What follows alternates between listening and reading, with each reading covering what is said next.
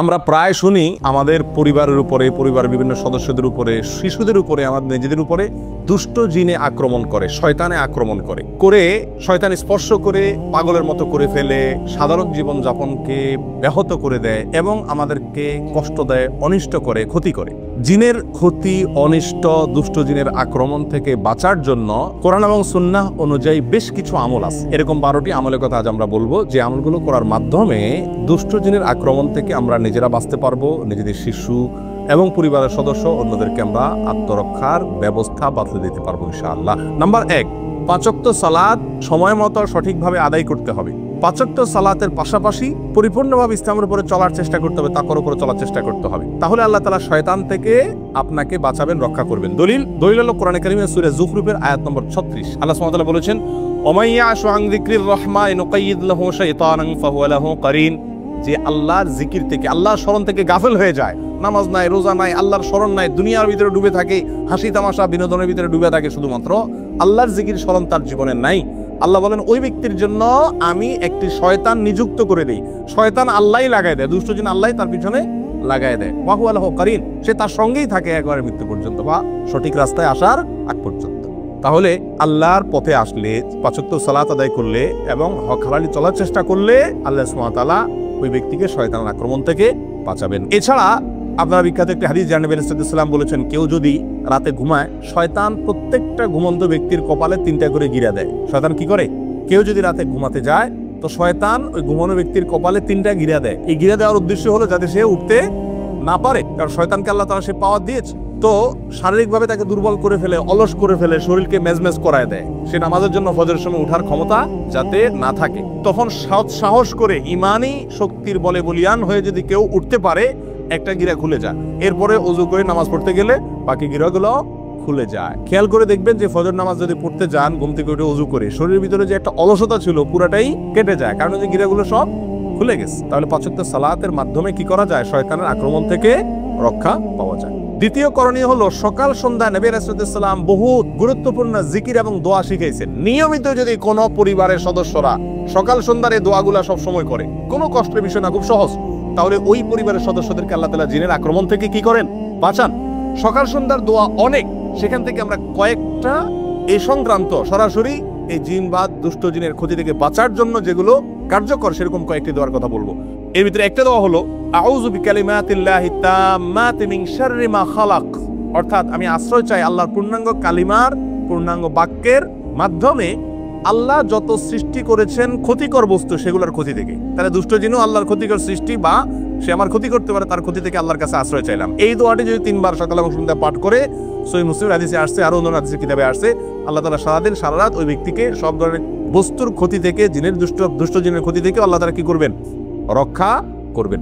একই দোয়া সফরে গেলে, বিভিন্ন জায়গায়, নতুন কোনো জায়গায় গেলেও পড়ার কথা বলা আছে। তাহলে ওই জায়গায় অবস্থানরত জিন বা দুষ্ট কোনো শয়তান আপনাকে কি করতে পারবে না? আক্রমণ করতে পারবে না, আপনার পরিবারকে আল্লাহ বাঁচাবে। আর এমনিও সাধারণ অবস্থাতে দোয়া বেশি বেশি পড়া উচিত, বিশেষ করে বাচ্চাদেরকে দোয়া পড়ে ফু দেওয়া উচিত। আউযু বিকালিমাতিল্লাহি তাম্মাতি মিন শাররি মা খালাক, 3 বার সকাল, 3 বার সন্ধ্যায়। সকাল সন্ধ্যা পাঠযোগ্য দ্বিতীয় আরেকটি আমল হলো আয়াতুল কুরসি পাঠ করা। আয়াতুল কুরসি এমন একটি আমল, নগদ ফায়দা হয় জিনের রোগীকে এই আয়াতুল কুরসি পড়ে ঝাড়ফুঁক করলে, এবং এটা বিশেষ ব্যক্তিরাই করতে হবে এমন কোনো কথা নাই, বরং আমরা সবাই করতে পারি। নবী আলাইহিস সালাম আমাদের সবার জন্য শিখাইছেন, বলে দেন না যে শুধুমাত্র যারা ঝাড়ফুঁক করে তারাই করবে, যার কারণে আমরা সবাই এই আমলগুলো করতে পারি। আয়াতুল কুরসি এটা 3 সময় বিশেষভাবে পড়ার কথা আছে। এক হলো সকাল এবং সন্ধ্যায়, আরেকটা হলো যে 5 ওয়াক্ত নামাজের পরে একবার করে, আরেকটা হলো শোয়ার সময়। শোয়ার সময় যদি কেউ আয়াতুল কুরসি পড়ে, তো আল্লাহ সুবহানাহু ওয়া তাআলা তাকে সারা রাত শয়তানের আক্রমণ থেকে বাঁচায় রাখেন। এবারে একটা মজার ঘটনা বর্ণিত আছে আবু হুরায়রা রাদিয়াল্লাহু তাআলা থেকে। আবু হুরায়রা রাদিয়াল্লাহু তাআলা আনহুকে রাসূল আকরাম সাল্লাল্লাহু আলাইহি ওয়াসাল্লাম একবার যাকাতের মাল পাহারাদারি করার জন্য রাতে নাইট গার্ড হিসেবে নিয়োগ দিলেন। তিনি রাতে পাহারাদারি করতেছিলেন, হঠাৎ করে ওই মাল পাহারাদারি করার অবস্থায় দেখলেন যে একটা লোক আসলো, এসে ওখান থেকে কিছু মাল নিয়ে চলে যাচ্ছে। তিনি খপ করে ধরলেন, ধরে বললেন, এই মিয়া, যাকাতের মাল থেকে তুমি চুরি করতেছো? তখন বললো যে, ভাই আমি খুব গরিব মানুষ, আমার বাচ্চা কাচ্চা খাইতে পায় না, আমার ছেড়ে দেন, আমি খুব কষ্টে আছি। ওনার দয়া হয়েছে, ছেড়ে দিচ্ছে। পরের দিন তিনি রাসূল আকরাম সাল্লাল্লাহু আলাইহি ওয়াসাল্লামের কাছে ঘটনাটা বলার পর রাসূল আকরাম সাল্লাল্লাহু আলাইহি ওয়াসাল্লাম বললেন, ওই লোকটা তোমার মিথ্যা কথা বলছে, সে দেখবা আবার আসবে। ঠিকই পরের দিন আবার আসছে এবং একইভাবে একই সে সুর তুলছে। তখন তিনি খুব শক্তভাবে ধরলেন, আবার সে অনুনয় করার পরে ওনার দিলেন, মায়া হলো, ছেড়ে দিলেন। পরের দিন রাসূল আকরাম সাল্লাল্লাহু আলাইহি ওয়াসাল্লামের কাছে যাওয়ার পরে আবার বললেন, ইয়া রাসূলুল্লাহ, একইভাবে আসছে। রাসূল আকরাম সাল্লাল্লাহু আলাইহি ওয়াসাল্লাম বললেন যে, কি বলছে? বলে এটা বলছে। তখন তিনি বললেন যে সে মিথ্যা কথা বলছে, আবার আসবে। 3 নম্বর দিন আবার আসলে আবার রাদিয়াল্লাহু তাআলা এই বাদ ধরছে, ভালো করে যাবড়ায়, তোমার আজকে আর ছাড়তেছি না, আমি রাসূলুল্লাহ সাল্লাল্লাহু আলাইহি ওয়াসাল্লাম নিয়েই ছাড়বো আজকে তোমাকে, মিথ্যা কথা বলো প্রতিদিন তুমি। তখন সে বলতেছে, ভাই আমি তোমাকে একটা খুব বড় গুরুত্বপূর্ণ জিনিস শিখাই দেব, আত্মরক্ষার জন্য বিরাট একটা সূত্র তোমাকে বলে দিব, তুমি আমাকে সেই বিনিময়ে ছেড়ে দাও।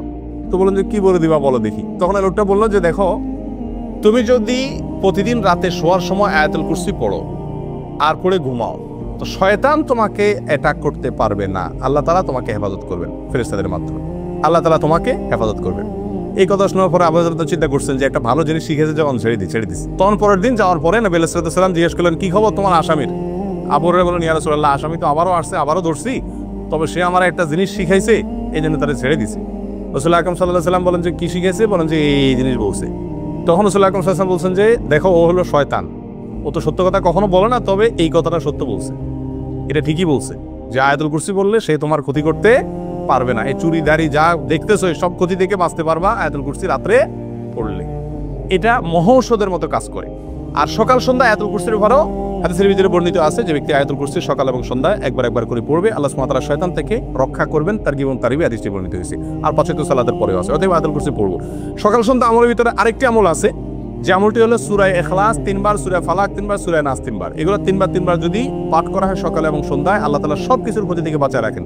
সুনান আবু দাউদ এবং তিরমিজি হাদিসটি বর্ণিত হয়েছে। 3 বার কুল হুয়াল্লাহ, 3 বার সূরা কুল আযুর ফালাক এবং 3 বার কুল আযুর রাব্বিন নাস। সকালে 3 বার, সন্ধ্যায় 3 বার, ইনশাআল্লাহ সব কিছুর ক্ষতি থেকে আপনি বাঁচবেন।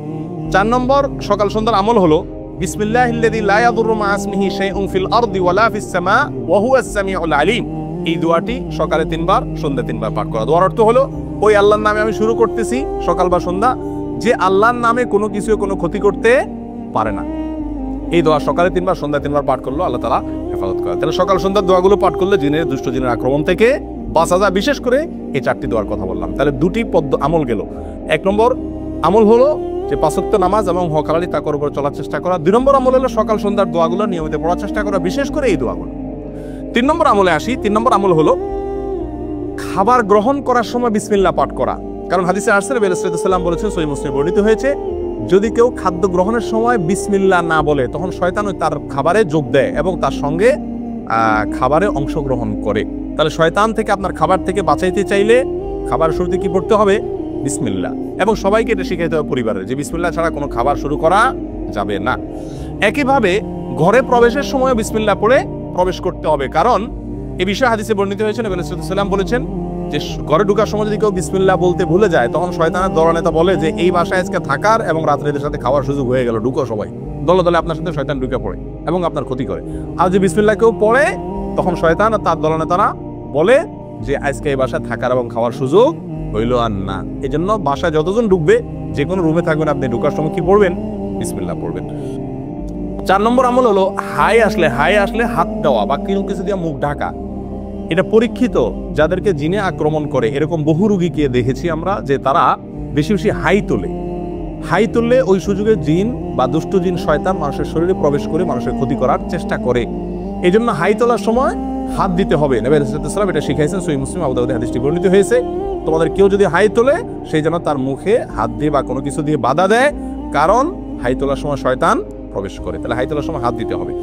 5 নম্বর আমল হলো ঘুম থেকে উঠার পর ওযু করার সময় নাকে পানি দিয়ে নাক ঝাড়া। কারণ হাদিসে আসছে, রাত্রে যখন মানুষ ঘুমায় নাকের বাঁশের ভেতরে শয়তান গিয়ে বাসা বাঁধে। যদি নাকে পানি দিয়ে ঝাড়ে 3 বার, তখন সে বের হয়ে যেতে বাধ্য হয়। 6 নম্বর আমল হলো শয়তান এবং দুষ্টজিনের আক্রমণ থেকে বাঁচার জন্য পরিষ্কার পরিচ্ছন্নতা অবলম্বন করা। কারণ অপরিষ্কার এবং নোংরা জায়গায় শয়তানের অবস্থান থাকে। এ বিষয়ে বিভিন্ন বর্ণনা পাওয়া যায় এবং আল্লামা ইবনে তাইমিয়া রাহিমাহুল্লাহ বলেছেন, সাধারণত দুষ্ট জিনেরা ময়লা আবর্জনা মলমূত্র ত্যাগের খারাপ জায়গা এগুলোতে থাকে। বাসা বাড়িতে মলমূত্রের গন্ধ, পোলাপানের মলমূত্র হোক আর বড়দের হোক, এরকম যদি থাকে এবং ময়লা আবর্জনা পড়ে থাকে এবং সেগুলো ফালাই নেওয়া হয় সময় মতো, তাহলে সেখানে শয়তান বা দুষ্ট জিন বাসা বাঁধে। এই জন্য ওখান থেকে পরিষ্কার, ঘরবাড়িকে এগুলো থেকে পরিষ্কার রাখতে হবে। 7 নম্বর আমল হলো পেশাব পায়খানা দুষ্ট জিনের বড় একটা আখড়া। এটা পরীক্ষিত একটি বিষয়। সাহাবা একরামের যুগে এক লোক আক্রমণের শিকার হয়েছেন টয়লেটের ভেতরে, এবং নবী সাল্লাল্লাহু আলাইহি ওয়াসাল্লাম থেকে সুস্পষ্টভাবে বর্ণিত হয়েছে হাদিসে বিষয়ে যে টয়লেটে পেশাব পায়খানার জায়গাতে বাথরুমের ভিতরে দুষ্ট জিন তার বাসা বাঁধে, নোংরা জিনেরা বাসা বাঁধে। সেজন্য টয়লেটে যাওয়ার সময় দোয়া পড়লে তার ক্ষতি থেকে বাঁচা যায়। দোয়াটা কি? আল্লাহুম্মা ইন্নী আউযু বিকা মিনাল খুবুসি ওয়াল খাবাইস। খুবুস আর খাবাইস বলতে দুষ্ট জিনকেই বোঝানো হয়েছে। আল্লাহ, আমি আপনার কাছে আশ্রয় চাই দুষ্ট জিনের আক্রমণ থেকে। এটা বাথরুমে ঢোকার আগে পড়তে হয়। কেন? টয়লেটে ঢোকার আগে এই জন্য পড়তে হয় যে ওইটার ভিতরে দুষ্ট জিনের আখড়া থাকার আশঙ্কা আছে এবং আপনাকে সে কোনোভাবে ক্ষতিগ্রস্ত করতে পারে। 8 নম্বর আমল হলো ঘরে বেশি বেশি কোরআন তেলাওয়াত করা, বিশেষ করে সূরা বাকারা তেলাওয়াত করা। কোরআন তেলাওয়াত আপনারা এই দেশে দেখবেন যে জিনের রোগীদের যারা চিকিৎসা করে, যে সমস্ত ওলামা একরাম ঝাড়ফুঁক করে, তাদের মেইন ঝাড়ফুঁক থাকে কি? কোরআন তেলাওয়াত করে। এবং কোরআন তেলাওয়াত করলে যাদের ভিতরে জিনের সমস্যা আছে এরা পাগলের মতো ছটফট করতে থাকে এবং একটা পর্যায়ে সুস্থ হয়ে যায়। একবারে চোখের সামনে এরকম ঘটনা আপনারা শত শতবার দেখছেন যারা সৌদি আরবে আছেন। তো কোরআন তেলাওয়াতের আমলের মাধ্যমে দুষ্ট জিন থেকে বাঁচা যায়। ঘরে কোরআন তেলাওয়াতের সিস্টেম চালু রাখতে হবে, নিজেরা না পারলে রেকর্ড করা কোরআন তেলাওয়াত চালা রাখতে হবে, তবুও কোরআন তেলাওয়াতের অভ্যাস ঘরের ভিতরে চালু করতে হবে, বিশেষ করে সূরা বাকারা। কারণ সূরা বাকারার এক্ষেত্রে বিশেষ কার্যকর ক্ষমতা আছে। আল্লাহ সুবহানাহু ওয়া তাআলা সূরা বাকারার মাধ্যমে দুষ্ট জিনের আক্রমণ থেকে মানুষকে বাঁচান।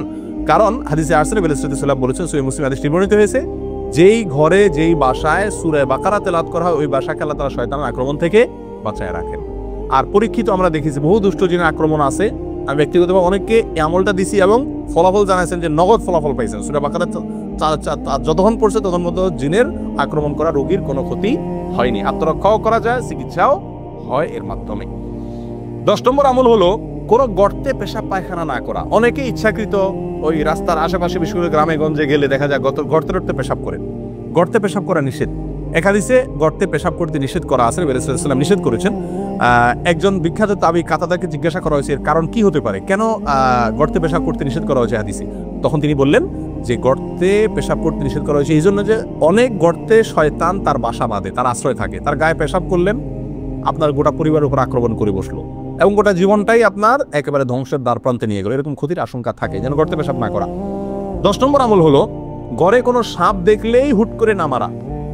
ঘর বাড়িতে, বাইরে রাস্তাঘাটে আপনি জঙ্গলে দেখলে মারেন ভিন্ন কথা, কিন্তু ঘর বাড়িতে যদি কোনো সাপ দেখেন তাহলে সেই সাপটা সাধারণ সাপ না হয়ে জিন হওয়ার সম্ভাবনা আছে।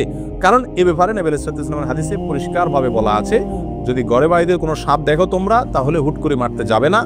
কারণ ঘর বাড়িতে যে সাপ দেখা যায় সচরাচর, এটা অনেক সময় জিন হওয়ার সম্ভাবনা থাকে। তাহলে কি করবেন? রেখে দিবেন আপনাকে কামড় দেওয়ার পর্যন্ত? না, কয়েকটা করণীয় আছে। ভিতরে একটা হলো তাকে বলবেন নিজের ভাষায়, আল্লাহ তাকে আপনার ভাষা বোঝার ক্ষমতা দিয়েছেন, আপনি বলবেন যে যদি তুমি জিন হয়ে থাকো জলদি সরে যাও। যদি তখন আপনার কথা শুনে সরে যায় তাহলে বুঝবেন জিন, আর যদি না সরে তাহলে এবার আপনি সাধারণ সাপ হিসেবে তাকে কি করতে পারেন? মারতে পারেন। আর যদি অস্বাভাবিক জায়গা থাকে, বিছানা শুয়ে রয়েছে কথার কথা, তাহলে সাপের তো বিছানা শোয়ার কাম না, তার কাজ তো হলো ব্যাঙের পিছনে দৌড়ানো, পোকামাকড়ের পিছনে দৌড়ানো। তো যদি এখানে শুয়ে থাকে তাহলে বোঝা যাবে যে এটা একটা আলামত, এটা জিন হওয়ার সম্ভাবনা আছে। ওই পদ্ধতি অবলম্বন করবেন। আর তা না হলে আপনি অবশ্যই তাকে হত্যা করবেন তার ক্ষতি থেকে বাঁচার জন্য। তাহলে ঘরবাড়িতে সাপ দেখলেই হুট করে মারতে না যাওয়া, এদেরকে ক্ষতি করলে এরা গোটা পরিবারের পেছনেই লেগে যেতে পারে। 11 নম্বর আমল হলো স্ত্রী মিলনের সময় দোয়া পাঠ করা।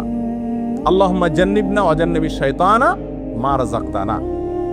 আল্লাহ আমাদেরকে স্বামী স্ত্রী উভয়কে এবং আমাদেরকে মিলনের মাধ্যমে যে সন্তান দান করবেন, সেই সন্তানকে আপনি শয়তানের আক্রমণ থেকে বাঁচান, রক্ষা করেন।